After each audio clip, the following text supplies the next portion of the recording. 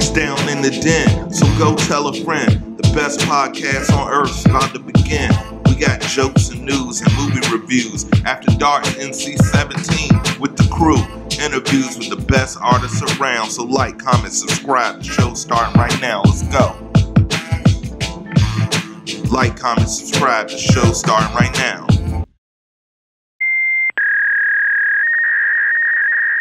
Welcome to Down in the Den. It's your boy MARZ. You could have been anywhere in the world, but you're here with us, and we appreciate that.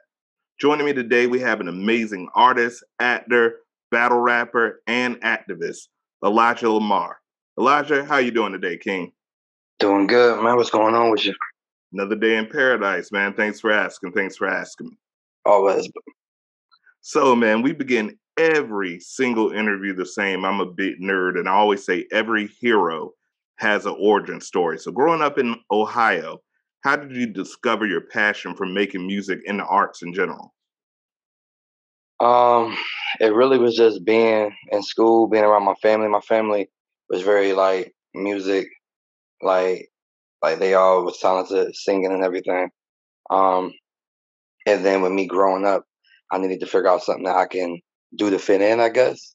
I wasn't really, the football player. I played basketball a little bit, so it was I wanted to do this so I could have something to relate with them and they could bring me around type. And when I started doing it, I grew up with a speech impediment. So when I started rapping, it actually was like speech therapy for me. Music improved my speech. So, I basically went from being like Steve Roper to Stefan because of music, and it just saved me. That is a hell of a story, and it's so amazing how music heals. So, Yeah. that's impressive. Thank you for sharing that. That's awesome. Now, one thing that we are huge upon in the Den mate community is community, and you're big with activism. Tell us how important that is to giving back and standing up for the right thing. I feel like as musicians and entertainers, we catch ourselves being somebody that we're not, or we end up forgetting who we was before all the attention. And we try so hard to stand up to the image of what other people look at us, or we try to portray a certain false narrative. And with me, at least for me, I'm speaking, I always wanted to stay true to myself.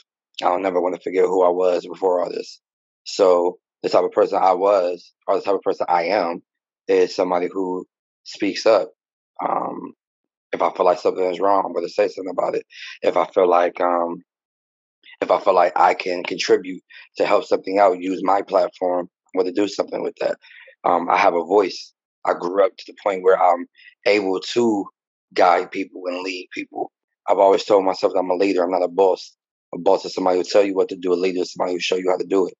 So once I realized that, then it's my circle around me. I keep positive people around me. So even when I wasn't realizing that other people around me was like, hey, they're listening to you. Like, you need to go say something. You need to go do something. Because not everybody's meant to be a leader. It's just facts. So for the simple fact that I was able to have that platform, I used it, and it was something that I took seriously. I feel like a lot of people should do it. If we can make a post that get hundreds of likes, thousands of views, that means we have a platform. That means when it's stuff that's real going on, you can use that same platform to speak up. But I feel like people are afraid to do that because they don't want to tarnish their image. To me, I don't give a damn. To be honest with you, it's who I am. You're gonna like me, love me, or hate me. So I love that. And you're absolutely right. You know, we all have a platform. Everybody has social media. Everybody has generally at least 100 followers. That's 100 voices that you could help or change. So I love that. And that's truly being a leader for sure. Now, activism is positive. It gives back to the community. I love that. I love that about you.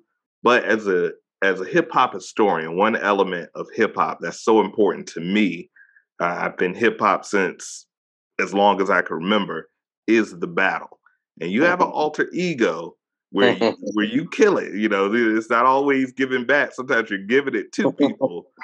Tell me a little bit about your young Smurf aka battle rapper extreme. Tell me a little bit about those experiences and how important that is as an element to the culture, because it's all about the culture for me. Yeah, but it's crazy though because stuff like that conflicts.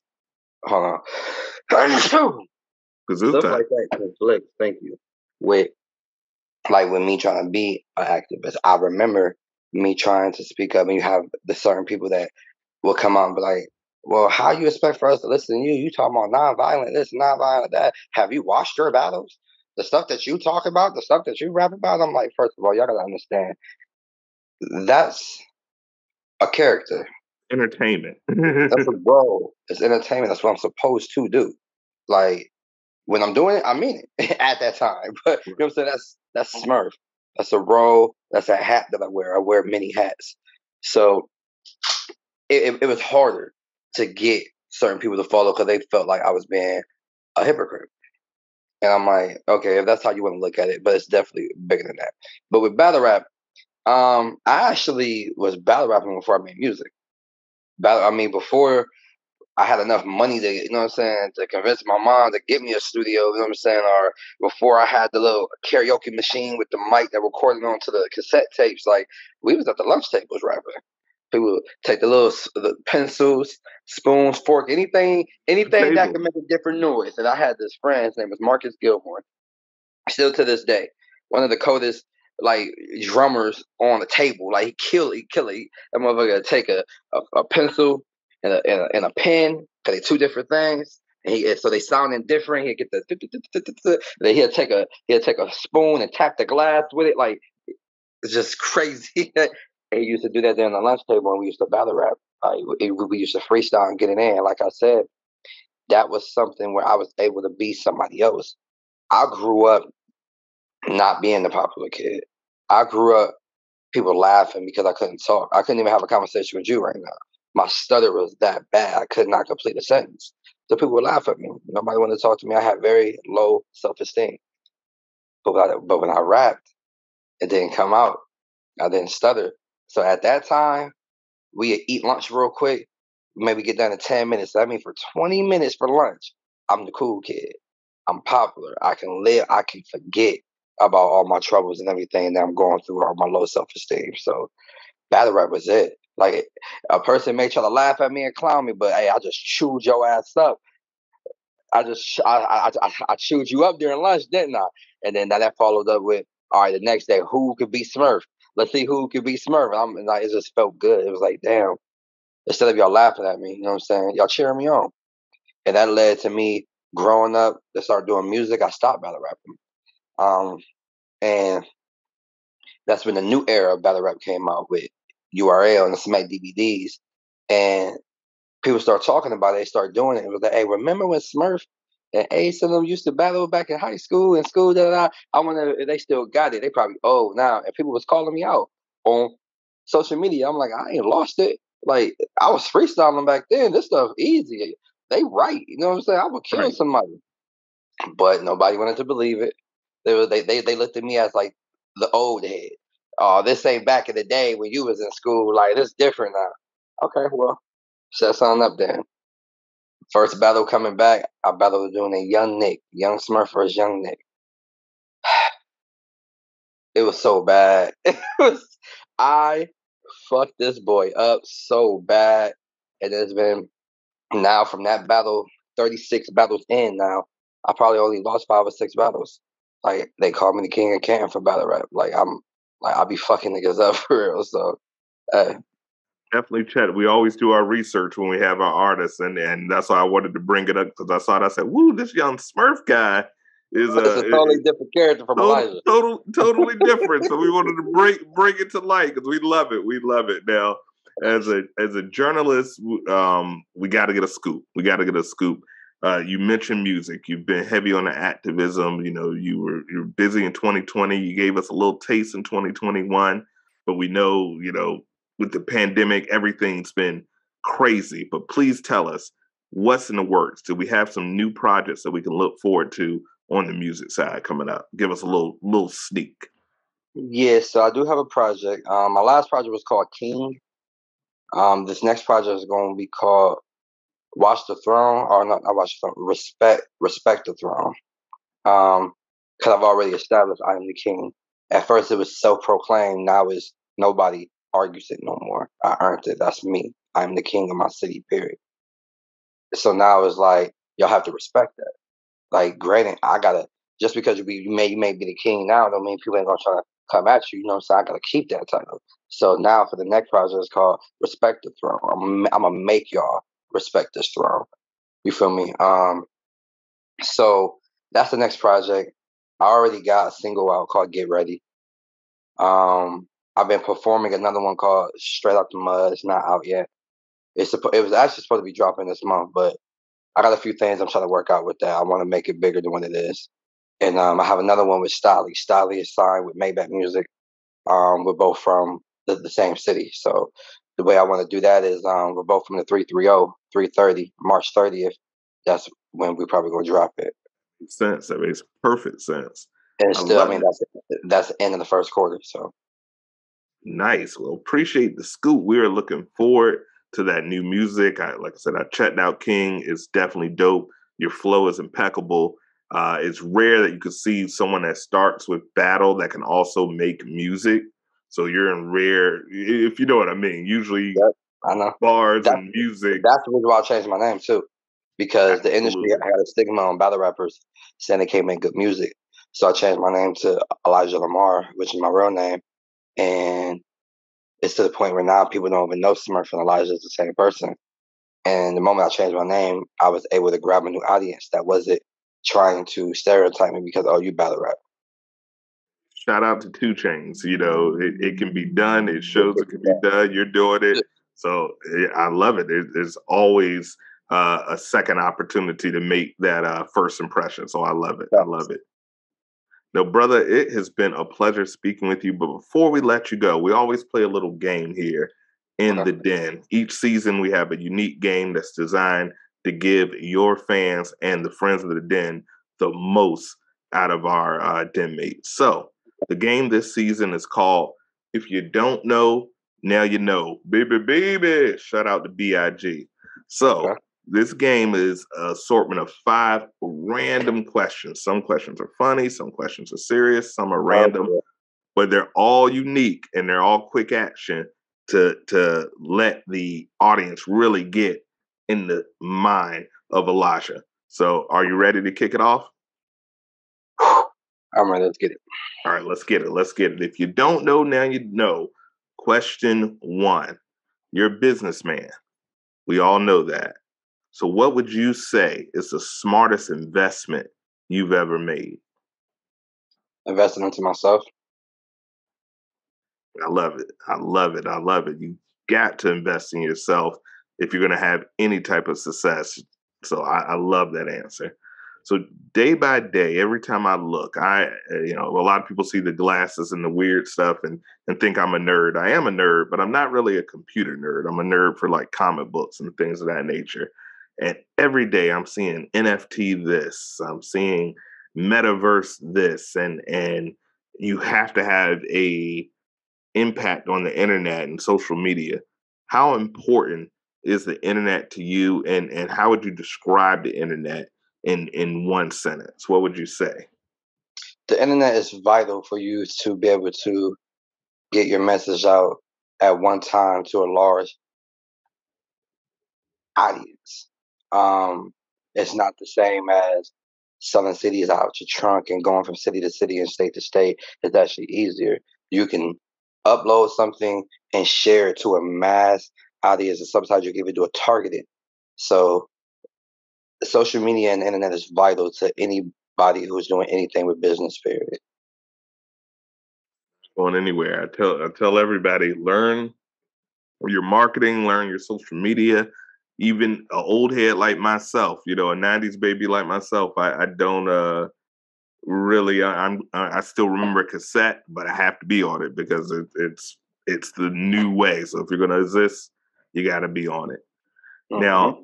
I love activists. We work with a charitable organization here in our area called CUS, which is an awesome organization that helps with people that have issues with the police, people that have been disenfranchised.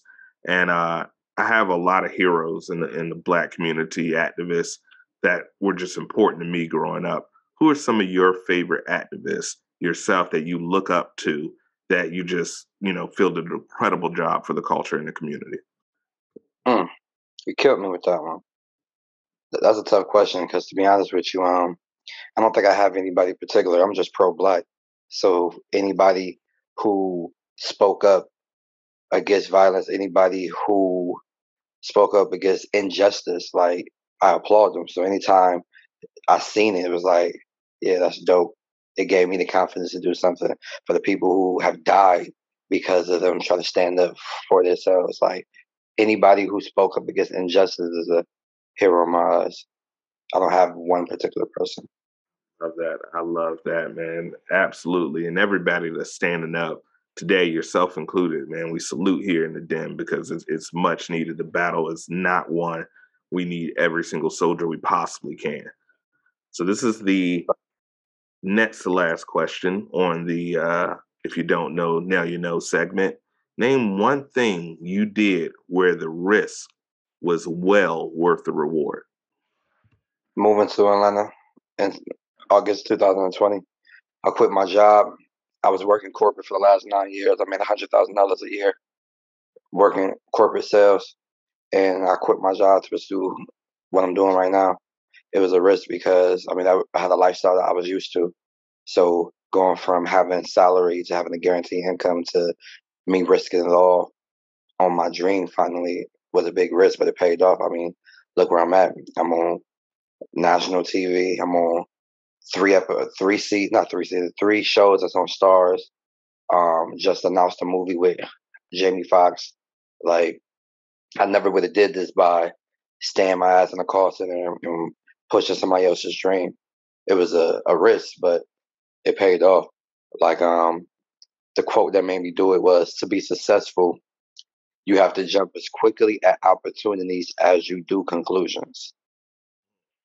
We hear that one more time. Let's get that one more time because that's a message right there. That might be the name of the episode. Let me get that one more time.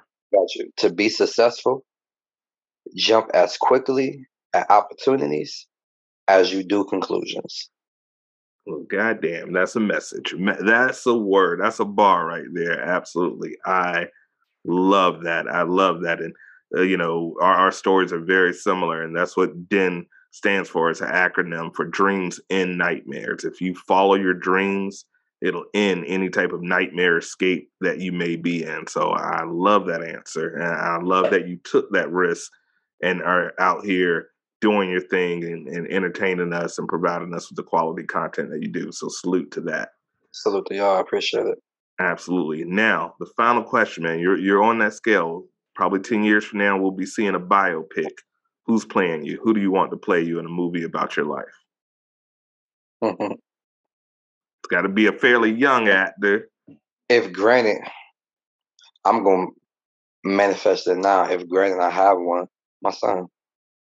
I love that. That's dope. That's dope. That's dope. Hey, it's already. I've seen Ice Cube's son do it. We've seen Meech's son do it. So You feel me? So that's my son super can do it. dope. I definitely could play my dad. So that's dope. That's awesome. So Elijah, man, thank you so much for joining me here in the Den, for sharing your story, for giving us so much insight in your mind. That's what we're all about, just letting the Den mates and the friends of the Den really learn these incredible artists and guests that we have. So shout out to you and your whole team. Please let the world know where they can find you, your social media details, shout outs to anybody you want to give a shout out, and what you have in store for you. You've earned it. The floor is yours. Appreciate you. Well, shout outs to y'all. You know what I'm saying? The Den, I love the acronym that is fire. Dreams ending nightmares. Dreams and nightmares. Dreams and nightmares. That's fire. Shout outs to anybody that supports me. I fuck with who fuck with me, period. Shout outs to, you know what I'm saying, the universe, to the person who guides me and make sure I'm highly favored. Shout outs to BMF, my team. Shout outs to my manager, Shayla, payroll, D, my family, of course. Y'all can follow me at Elijah Lamar, 330. That's going to be anywhere. So ElijahLamar330.com. My website, Facebook, IG, man. Y'all follow. Um, They Clone Tyrone with Jamie Foxx comes out this year. BMF Season 2 comes out this year. And Medea's Homecoming drops on Netflix February 25th. So y'all stay tuned. Stay tuned. Elijah, we wish you nothing but the best success. We thank you for carving out some time, chilling with us in the den. It's all about that. So we thank you again. Wish you nothing but success. Please check out BMF Season 2 coming soon. Check out the Medea movie coming soon. 225 is the date. Yep. Absolutely. And of course, Jamie Foxx, he just killed it in Spider-Man. So we can't wait to see that movie as well. So nothing but much success. We can't wait to hear the new music as well. Thank you again for coming in the den. We thank you guys for tuning in as we end every episode the same damn way. Peace, love, unity, and respect. Deuces. Deuces. All right. We are done. This is Sophia V, and make sure to like, comment, and subscribe down in the den.